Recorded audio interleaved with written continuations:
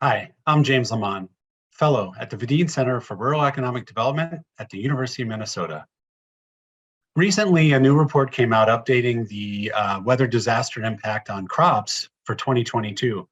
In fact, it's one of the highest years on record, as in 2022, significant losses were experienced across the United States.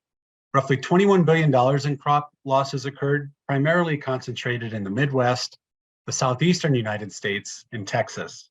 You also had quite a significant run in California. Again, compared to previous years, this is pretty anomalous, albeit typically we see more evidence of concentration further west. So this year was an anomaly for a few reasons, perhaps due to La Nina or a few other factors. So what we're going to do is take a closer look as to why this year was higher than not. So instead of talking about climate change, when I say why, the types of disasters.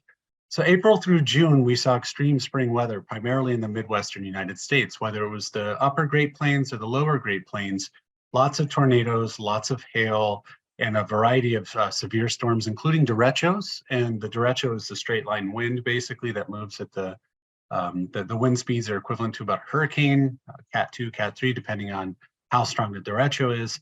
And we also had significant wildfires out west. When we do a further breakdown of where these issues occurred, or these instances occurred by state, you'll see that Texas by far had the vast majority. In fact, they are roughly 30% of the total crop damage that we observed in the United States. California, compared to previous years, was much lower, and this is before all of the rains came. So the impacts, basically drought, we had about $8 billion in crop losses, primarily in the southern plains. We still have widespread droughts in parts of the country as I'm speaking to you today, which is here in June of 2023. Lots of flooding. Floods caused extensive agricultural damage throughout the country, about $6.5 billion worth of damage. Wildfires, as I mentioned earlier, caused roughly $3 billion worth of damage, primarily in the western United States, albeit there were wildfires in places that typically don't see them, including the mid-Atlantic and northeastern United States. And then about a $3.5 billion damage created by a variety of major hurricanes that hit Florida.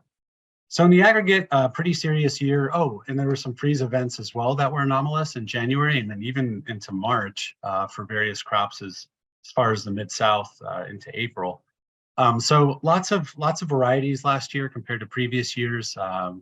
Again, we're on track to hopefully not see something as bad this year, as we've already made it through spring here in the Great Plains. And I'd like to thank you for joining me today.